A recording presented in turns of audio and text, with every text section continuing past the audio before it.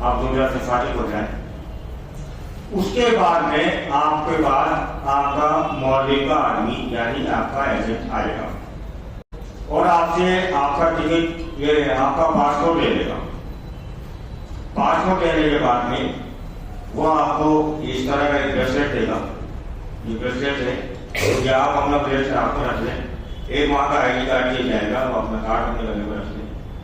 وہ آپ کی پہچان ہے. اگر آپ کہیں گم ہو جاتے ہیں پرانا خاصہ تو وہ لوگ یہ سب عربی میں لکھا ہوا ہوتا ہے, اس کو پڑھیں گے اور آپ جہاں ہے وہ آپ کو وہاں پہنچا دیں گے. وہ جب آپ سے بسوں میں بیٹھنے کے لیے کہے تو بسوں میں بیٹھنے سے پہلے آپ یہ اچھی طرح چیک کر لیں کہ آپ کا سامان آپ کی بس میں ہی لادا جا رہا ہے یا نہیں. کہیں ایسا نہ ہو کہ آپ اس بس میں بیٹھے اور آپ کا سامان دوسری بس میں چلا. جب آپ مطمئن ہو جائیں کہ آپ کا سامان آدمی کی بس میں, اس کے بعد آپ اس میں بیٹھیں. اور جب وہ وہاں چلے گا تو وہ آپ کو آپ کی بلڈنگ تک پہنچا دے گا. سب سے پہلے وہ آپ کو مولوی کا آفس لے کے جائے گا. وہاں جو آپ سے پاسپورٹ وغیرہ نہیں ہے وہ جمع کرائے گا اور وہاں سے ہو سکتا ہے, ضروری نہیں, وہ مولوی کی طرف سے آپ کو گفٹ ہوتا ہے وہ کھانا ملے گا. تو وہ جیسا بھی ہو آپ کھا لیں اور اللہ کا شکر ادا کریں. اس میں کوئی منٹ نہیں نکالیں کہ اس طرف سے وہ گفٹ. آپ جب اپنے بلڈنگ پہنچ جائیں اپنا سامان اچھی طرح رکھ لیں, تھوڑا اطمینان سے آرام کر لیں. اگر آپ تھکے ہوئے ہوں ضرورت سے فارغ ہو جائیں. اس کے بعد آپ مسجد نبوی, اگر مدینے جا رہے ہیں تو مسجد نبوی کے لیے آپ تشریف لے جائیں. جانے سے پہلے آپ یہ طے کر لیں کہ اگر آپ سے پہلے کوئی حج کیا ہوا ہے تو آپ اسے اپنا امیر مقرر کریں اور اس کے ساتھ آپ حرم شریف میں تشریف لے جائیں. لیکن میں آپ سے یہ چاہتا ہوں کہ آپ اس ماشاءاللہ اتنا مقدس سفر کر رہے ہیں اور مدینہ منورہ جا رہے ہیں اور اس میں اگر اسلام کی تاریخ کا ذکر نہ ہو, ہم اسلام کی تاریخ کے بارے میں نہ جانیں تو مزہ آنے کا مزہ نہیں آتا. دیکھیے ایک چھوٹی سی بات ہے کہ اگر آپ عامر کا محل دیکھنے جا رہے ہیں اور آپ خالی یوں دیواریں وغیرہ دیکھ کر آتے ہیں آپ کو مزہ نہیں آئے گا. اور آپ کو یہ معلوم چلے اس کی تاریخ کے بارے میں اس محل کو کس نے بنایا, کیسے بنایا اور کس طرح بنایا, تو اس کا آپ کو مزہ بڑھ جاتا ہے. تو میں چاہتا ہوں کہ مدینہ منورہ آپ اس طرح جائیں جس طرح ہمارے نبی پاک صلی اللہ علیہ وسلم تشریف لے گئے تھے. تو اس طرح اگر آپ تصور کر کے جائیں گے تو رتی برابر آپ کو کسی چیز کی تکلیف کا احساس نہیں ہوگا. ہمارے نبی پاک صلی اللہ علیہ وسلم جب ہجرت کر کے مدینہ شریف آئے تھے مکہ سے, تو آپ اونٹنی کی کمر میں بیٹھ کے آئے تھے اور آپ نے 13 دن کا سفر پورا کیا. میں گارنٹی کسی کے ساتھ کہہ سکتا ہوں کہ آپ 13 گھنٹے کا سفر اونٹنی کی کمر میں نہیں کر سکتے. وہ کر رہے ہیں تو آج دن آپ اس طرح سے نہیں اٹھتے. آپ نے 13 دن کا سفر پورا کیا تھا. جنگل بھی عوام, کوئی پانی کا انتظام نہیں, کہیں کوئی کھانے کی ہوٹل نہیں. آپ جائیں گے لگژری بس میں بیٹھے ہوں گے, ایسی بس ہوگی, آپ کے پاس ویلر بھاڑا ہوگا, کھانے پینے کا سامان ہوگا. وہاں سے ایک اونٹنی کی کمر تھی, اتنا لمبا سفر تھا, نہ پانی کا پتہ نہ کھانے کا. جب آپ ہجرت کر کے مدینہ منورہ سے پہلے ایک جگہ ہے, اسی کا قبیل کا نام ہے کوبا. آپ وہاں گئے تو کلثوم ابن حصن کے مکان میں آپ بطور مہمان رہے اور تقریباً 3-4 دن آپ وہاں رکے. اور رکنے کے بعد میں آپ مدینہ کے لیے جب تشریف لے جانے لگے تو ایک صحابی ہے حماد بن یاسر رضی اللہ عنہ, وہ آگے آئے اور آپ نے عرض کیا یا رسول اللہ, کیوں نہ آپ کی یہاں آنے کی مسرت میں, آنے کی خوشی میں ایک مسجد کی تعمیر کی جائے, کیونکہ اس سے پہلے کہیں مسجد کی تعمیر ہوئی نہیں تھی. مسجد تو بہت دور کی بات ہے, مکہ مکرمہ میں الگ اعلان کوئی نماز نہیں پڑھ سکتا تھا. پہاڑوں کے پیچھے گھر کے اندر یا غاروں میں نماز ادا کی جاتی تھی. تو آپ کو وہ مشورہ پسند آیا اور آپ نے پہاڑ پہ سے ایک پتھر اٹھا کے اور آپ نے اس کی بنیاد رکھی. اس طرح مسجد قباء کی تعمیر ہوئی اور یہ وہ مسجد قباء ہے جس میں 2 رکعت نماز ادا کرنے کا ثواب جو ہے وہ قبول کیے ہوئے عمرے کے برابر ہے. آپ عمرہ کریں گے، اللہ جانا قبول کیا نہیں کیا، لیکن وہاں اللہ تعالیٰ نے گارنٹی دی ہے کہ 2 رکعت نماز ادا کرنے کا ثواب قبول کیے ہوئے عمرے کے برابر ہے. تو آپ جب وہاں جائیں زیارت کے لیے تو کوشش کریں، وہاں کیا ہے زیارت کرنے کے لیے بسیں نہیں ہوتی ہیں، ٹیکسی ہوتی ہیں، تو وہ لے جاتے ہیں. ان کا تو دیکھیے رنگا ہے، وہ جلدی کرنے کو جلدی آ جاؤ جلدی آ جاؤ. تو آپ کوشش کریں کہ کچھ ساتھی لے کر کے پرسنل گاڑی کر لیں اور اس سے جب بھی رعایت زیادہ دے دیں، اس سے لے کے جگہ ہم اطمینان سے آئیں گے. تو آپ لوگ کی لے کے 4 6 8 تک کر رہے ہیں، وہاں پڑھ سکتے ہیں. اور یہ وہ مسجد ہے کہ اس مسجد میں رسول اللہ صلی اللہ علیہ وسلم ہر سنیچر کو نماز کے لیے تشریف لے کر کے آتے تھے. حضرت عمر فاروق رضی اللہ عنہ سنیچر کو بھی آتے تھے اور ایک دن اور ہفتے میں 2 دن یہاں نماز ادا کرنے کے لیے آتے تھے. یہاں سے جب آپ تشریف لے کر گئے تو اس زمانے میں انصار برادری کے لوگ جو تھے مدینہ منورہ میں وہ روزانہ اپنے اندازے کے مطابق راستوں میں کھڑے ہو جایا کرتے تھے، کیونکہ اس زمانے میں کوئی موبائل وغیرہ تو تھے نہیں. آپ کو یہ معلوم چل جاتا ہے کہ فلاں شخص وہاں پہنچ گیا وہاں پہنچ گیا. وہ روز کھڑے ہوتے تھے آپ کے انتظام میں. تو ایک طرف پہ ایک یہودی کام کر رہا تھا، اس نے جب غبار اور دھول غبار دیکھی تو وہاں سے وہ چلایا کہ مسلمانوں تمہیں جن کا انتظار تھا وہ آ رہے ہیں، تشریف لاؤ. اور تھوڑی دیر میں دیکھا تو نبی پاک صلی اللہ علیہ وسلم جو ہے تشریف لے. اب ہر صحابی کے دل میں ایک ہی خواہش تھی، ایک ہی تمنا تھی کہ اللہ کے نبی ہمارے مہمان بنے. اور اس بات کو اللہ کے نبی بخوبی جانتے تھے اور آپ کسی کی دل آزاری بھی نہیں کرنا چاہتے تھے. تو آپ نے سب صحابیوں سے یہ کہا کہ دیکھو اس کی اونٹی کی رسی جو ہے وہ چھوڑ دو، اللہ کی طرف سے اسے حکم ہو چکا ہے کہ میں کس کا مہمان بنوں. تو اونٹی کی رسی جو ہے وہ چھوڑ دی گئی اور اونٹی چلتی جاتی تھی. ہر سال بھی دل پکڑ کے بیٹھ جاتا تھا، جس کے گھر سے آگے نکل جاتی وہ افسوس میں اور باقی تمناؤں کے ساتھ.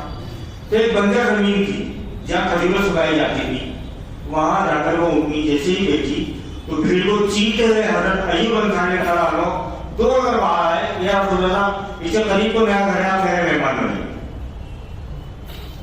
تو آپ حضرت ایوب انصاری رضی اللہ عنہ کے مہمان بنے. تقریباً 6 مہینے آپ وہاں رہے. اس کے بعد آپ نے یہ عرض کیا کہ بھائی یہ زمین کس کی ہے؟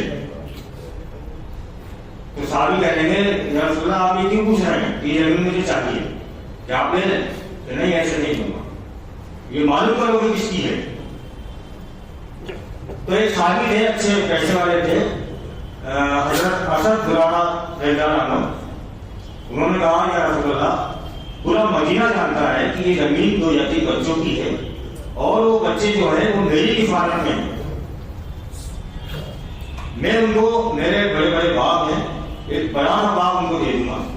تو آپ نے کہا نہیں، میں اسے خرید کے نہ سکتا ہوں. وہ زمین خریدی گئی اور یہ خریدنے کا جو معاملہ تھا وہ یہ میسج دینا تھا کہ کسی بھی یتیم کی دولت کا یا اس کی پراپرٹی کا کسی اور کو حق نہیں ہے کہ اس کا استعمال کرے یا اس پر کوئی فیصلہ کرے. تو وہ زمین خریدی گئی اور اس زمین پر پھر مسجد نبوی کی تعمیر کی گئی. یہاں آپ کو ایک بات اور بتا دوں کہ دنیا کا سب سے پہلا آرکیٹیکٹ نمایاں ہوا ہمارے نبی کریم صلی اللہ علیہ وسلم کی شکل میں کہ آپ نے اس مسجد نبوی کا نقشہ بنایا اور پھر مسجد نبوی کا کام شروع ہوا. مسجد نبوی جب بنائی جا رہی تھی، ہمارے اکثر ایسا ہوتا ہے کہ جو ہمارے امیر ہوتے ہیں وہ ہمارے باس ہوتے ہیں، وہ صرف حکم دیتے ہیں تم ایسا کر لو تم ایسا کر لو. لیکن وہاں ہمارے نبی کی جھولی میں مٹی ہوا کرتی تھی، کندھوں کے اوپر لکڑی ہوا کرتی تھی، مسجد نبوی کی تعمیر کر رہے تھے. آپ چاہتے تو خالی حکم دے سکتے تھے. اس طرح مسجد نبوی کی تعمیر کی گئی اور جب تعمیر کی گئی تو اس میں آپ نے اپنا ایک گجرا بنوایا اور ایک چبوترا بنوایا. اس چبوترے کا نام رکھا گیا صفہ، جسے اصحاب صفہ کہا جاتا ہے، جس پر صحابہ کرام تعلیم حاصل کرنے کے لیے بیٹھا کرتے تھے. جو اللہ تعالیٰ کی طرف سے وحی نازل ہوتی تھی، قرآن اترتا تھا، اسے وہ لکھ لیا کرتے تھے یا حفظ کر لیا کرتے تھے. اور کچھ صحابی ایسے تھے جو آپ کی پوری زندگی کی باتوں کو لکھا کرتے تھے، جو حدیثوں کی شکل میں ہم تک پہنچتے تھے. یہ ہم تک جو حدیثیں پہنچی اتنی آسان چیز نہیں، بڑی محنتوں کا کام. وہ صحابی جو صحابی تھے 150-200 کے قریب تھے، لیکن ایک وقت میں 30 سے 35 صحابی اس چبوترے پر رہا کرتے تھے. اور اس میں سے بھی کئی صحابی جو ہے مدینہ کی گلیوں میں محنت مزدوری کرنے کے لیے چلے جاتے تھے، اور اس سے جو پیسہ آتا تھا ان سے ان کا وہ کھانا پینا چلتا تھا. اور ان صحابیوں کا یہ معمول تھا کہ کئی دن تک ساقی کیا کرتے تھے، کئی دن تک کھانے کو نہیں ہوتا تھا، لیکن آپ تعلیم حاصل کیا کرتے. تو اس طرح مجھے مسجد نبوی کی تعمیر کی گئی. جب آپ ہوٹل میں جائیں گے، اپنے کمرے میں جائیں گے، تیار ہوں اچھی طرح سے، نئے کپڑے پہنیں، خوشبو لگائیں اور درود و پاک کا ورد جاری رکھیں. جب آپ مسجد نبوی جائیں تو وہاں بھی کئی گیٹ ہیں، بہت سارے 100 کے آس پاس گیٹ ہیں. اب ابھی کتنے بندے ہیں کتنے کھلے ہیں تو نہیں معلوم، لیکن آپ کوشش یہ کریں کہ باب جبرائیل ایک دروازہ ہے، کوشش کریں کہ آپ اس سے داخل. اس سے داخل ہونے کے کئی فائدے ہیں. سب سے پہلا فائدہ تو یہ ہے کہ جبریل امین وہاں سے آپ تشریف لاتے تھے، جب بھی کوئی وہی کا نزول ہوتا تھا وہیں سے تشریف لاتے تھے. اور دوسرا فائدہ یہ ہے کہ آپ اس سے آپ اندر تشریف لے جائیں گے تو مشکل سے 12 قدم چلیں گے کہ آپ حضور پاک صلی اللہ علیہ وسلم کے روضہ مبارک پہ پہنچ جائیں گے. اس کے علاوہ جب میں نے تو ابھی آپ کو بتایا کہ اصحاب صفہ جو چبوترا ہے وہ بھی اندر چل کے قریب نہیں ہے، اور اس کی نشانی یہ ہے کہ پوری مسجد نبوی میں زمین ایک ساتھ ہے، صرف وہ چبوترا ہے جو زمین سے 1.5 سے 2 فٹ اونچا ہے. چاہتے تو وہ اس کو بھی برابر کر سکتے تھے، لیکن وہ چبوترا آج بھی ایسا ہی ہے. کوشش کریں کہ اگر آپ کو موقع ملے تو آپ 2 رکعت نفل کم سے کم وہاں پڑھیں. اس چبوترے کے پاس میں ہی ریاض الجنہ ہے. یہ وہ جگہ ہے کہ قیامت کے دن پوری زمین کو اس ٹکڑے کو اٹھا لیا جائے گا پوری زمین میں سے اور اسے جنت میں ملا دیا جائے گا. یہ جگہ آپ کے نبی کے ممبر سے اور آپ کا جو حجرہ ہے ماں عائشہ رضی اللہ عنہا کا جو حجرہ ہے اس کے بیچ کی یہ جگہ ہے. اس کی نشانی یہ ہے کہ اس جگہ میں ہرے رنگ کا کارپیٹ بچھا ہوا ہے.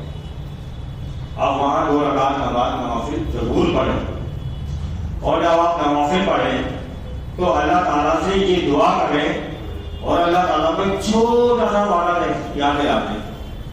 اللہ تعالیٰ کا یہ وعدہ ہے کہ اللہ تعالیٰ جس کو ایک بار جنت میں داخل کر دے گا اب وہ جنت سے باہر نہیں جائے گا. اب آپ اللہ تعالیٰ سے دعا کریں کہ اللہ میں تیری ہی مرضی سے تیری ہی اجازت سے یہاں تک آیا ہوں، ہماری تو کوئی اوقات نہیں تھی آنے کی، لیکن اللہ تعالیٰ تو نے ہی ہم نے یہاں پہنچایا ہے، ہم تیری حکم سے آج اس جنت کے حصے میں ہیں. اب ہمارے لیے دوزخ کی آگ کو حرام فرما دے اور جنت ہمارے لیے ہمیشہ ہمیشہ کے لیے ہمارا نصیب بنا. یہ آپ اللہ تعالیٰ سے دعا کریں. اس کے بعد آپ جب روزہ اقدس کو تشریف لے جائیں تو خاص طور سے یہ خیال رکھنا ہے، جیسا کہ آپ ٹی وی میں موبائل میں دیکھتے ہوں گے کہ لوگ وہاں جاتے ہی سب سے پہلے اپنا موبائل نکالتے ہیں اور سیلفی لیتے ہیں. اس وقت آپ یہ دھیان رکھ لینا کہ آپ کس کے سامنے سیلفی لے رہے ہو. اس ادب احترام کا خیال رکھنا. اور یہ ادب احترام کیا ہے؟ یہ صحاباؤں سے ملتا ہے. ایک صحابہ اکرام سے کسی نے پوچھا کہ آپ نے تو رسول اللہ صلی اللہ علیہ وسلم کو دیکھا تھا، کیسے تھے؟ تو انہوں نے فرمایا کہ ہم ہمیشہ ان کے ساتھ رہتے تھے، لیکن ہماری کبھی ہمت نہیں ہے آپ کے چہرے مبارک کو دیکھنے کی. جب بھی دیکھتے تھے تو آپ چہرے مبارک کے کاف اتنی زبردستی کہ ہماری نگاہیں نیچے ہو جایا کرتی تھی اور ہمارے یہاں کا سیلفی رہا. بڑے احترام کے ساتھ، بڑے ادب کے ساتھ درود پاک اور درود و سلام کا نذرانہ پیش کر کے آپ وہاں جائیں، وہاں جا کے آپ درود و سلام پیش کریں۔ اس کے ساتھ ساتھ اکثر ایسا ہوتا ہے کہ آدمی جوش میں ہوتا ہے اور محبت میں ہوتا ہے تو ایک چیز کو مس کر جاتا ہے، اور وہ یہ ہے کہ وہاں دو صحابہ کرام جو ہمارے خاص ہیں، حضرت ابو بکر رضی اللہ عنہ اور حضرت ابو بکر رضی اللہ عنہ، ان کو بھی آپ سلام پیش کریں۔ اور پھر آپ جب آپ باہر نکل جائیں گے اور آپ کو دوبارہ ضرورت محسوس ہو کہ میں دوبارہ آپ کا دل چاہے کہ میں جو ہے دوبارہ آگے جانا چاہتا ہوں، تو آپ وہی جو میں نے آپ کو دروازہ بتایا ہے باب جبریل، آپ اس سے اندر جائیں تو آپ وہاں جلدی پہنچ جائیں۔ اس کے ساتھ ساتھ ہماری ماں بہنیں جب وہاں جائیں گی تو وہ یہ نہ سمجھیں کہ عورتوں کو زیارت کا موقع نہیں دیا جاتا، عورتوں کو بھی زیارت کا موقع دیا جاتا ہے اور ان کا ٹائمنگ ہے۔ جب وہ وہاں جائیں تو فجر کی نماز کے بعد 1 گھنٹہ وہ وہیں رکی رہیں، 1 گھنٹے کے بعد میں وہ جگہ کا پارٹیشن کر دیا جاتا ہے اور وہ 13 اور 15 نمبر کا گیٹ اس کے اندر داخل ہو، اور ان کے لیے غیر الجنہ کی بھی پوری ہو ہے کہ وہ بھی وہاں جا سکیں، 2 رکعت نماز ادا پڑھ سکیں، اور صاحب صفا میں بھی جا سکیں اور روزہ اقدس میں جا کر درود و سلام پیش کر سکیں۔ لیکن ٹائمنگ فجر کے بعد میں ان کو 1 گھنٹہ لگتا ہے، وہ پارٹیشن کر دیتے ہیں اس کا، اور اس میں وہاں ہماری مصنوعات جا سکتی ہیں۔ اس وقت مرد حضرات کے لیے جانا کی ممانعت ہوتی ہے۔ اس کے علاوہ مسجد نبوی میں عورتوں کا اور مردوں کا نماز پڑھنے کا جو حصہ ہے وہ الگ الگ ہے۔